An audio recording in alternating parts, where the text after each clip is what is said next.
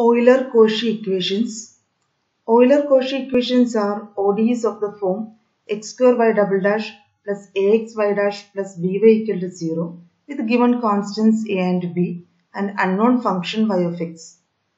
Let y equal to x raised to m be a solution of equation 1.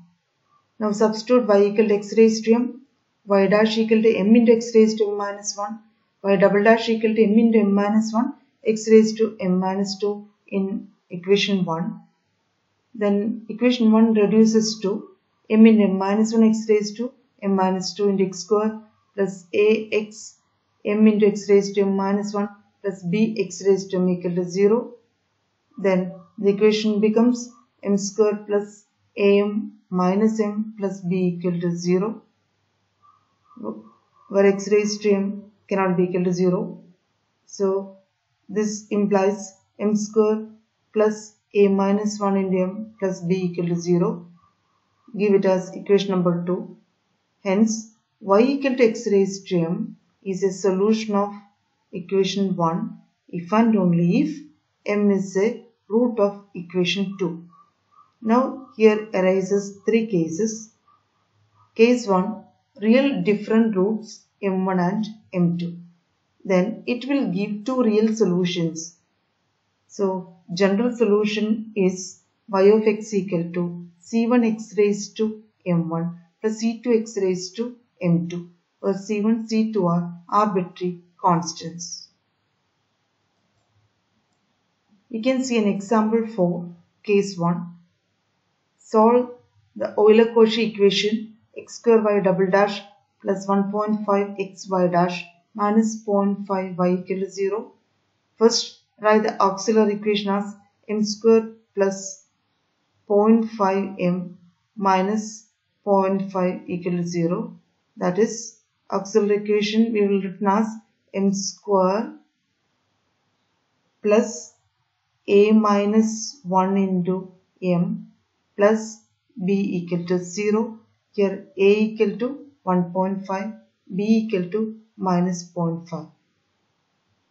Now we can find the roots as 0.5 and minus 1, and we can write the basis solutions are y1 equal to x raised to m1, y2 equal to x raised to m2.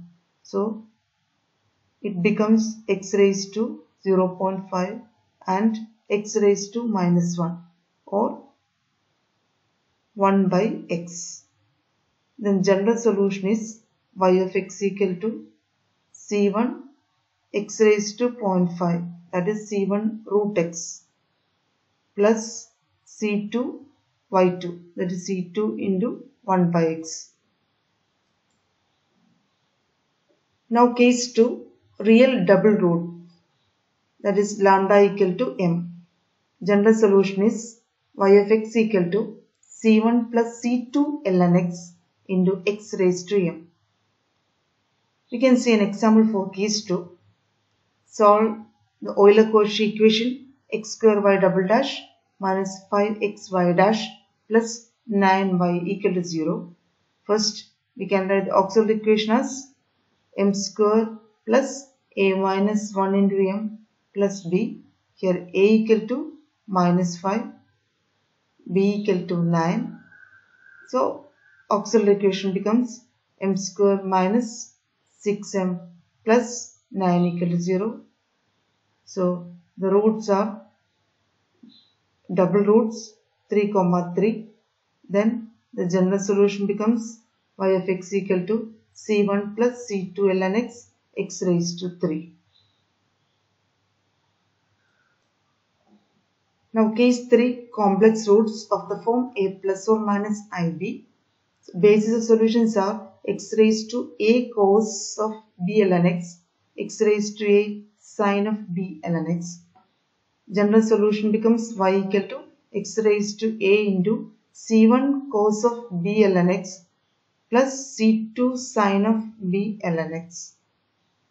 You can see an example for this case. Solve the Euler-Cauchy equation x square y double dash plus 0.4 xy dash plus 16.04 pi equal to 0. First, we can write the auxiliary equation as m square minus 0.4m plus 16.04 equal to 0. Then we will get the complex roots as 0.2 plus or minus I into 4. Then general solution as y of x equal to x raised to 0.2 in bracket c1 cos of 4 ln x plus c2 sin of 4 ln x. Existence and uniqueness of solutions, that is existence and uniqueness theorem for initial value problems. Consider the initial value problem y double dash plus p of x y dash plus q of x y equal to 0 with y of x not equal to k0, y dash x not equal to k1 with given constants x0, k0 and k1. If p of x and q of x are continuous functions on some open interval I and x0 is in I, then the above problem has a unique solution y of x on I, which is known as existence uniqueness theorem. Now we will see what is Wronskian.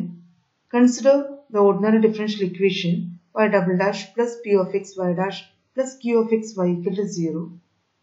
Let y1 and y2 be two solutions of the above ODE. P of x and q of x be continuous on I.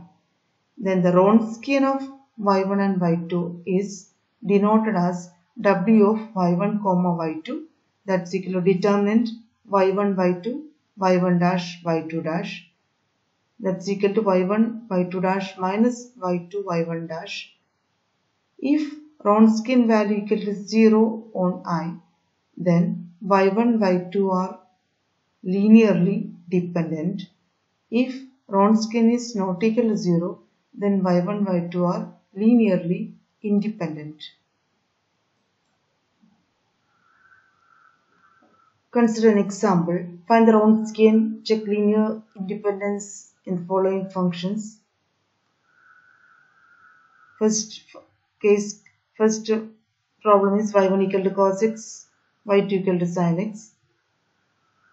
Then in that problem, first of all, find Wronskian of the given functions, that is determinant functions. You write as in the first row cos x sin x, in the second row write the corresponding derivatives, open the determinant, you will get the values 1. The Wronskian is not equal to 0, that indicates the functions are linearly independent. Similarly, for the second problem, y1 equal to e raised to mx, y2 equal to x e raised to mx. Calculate the Wronskian, and the Wronskian value equal to e raised to 2 mx, that can be never equal to 0. So here the given functions are also linearly independent.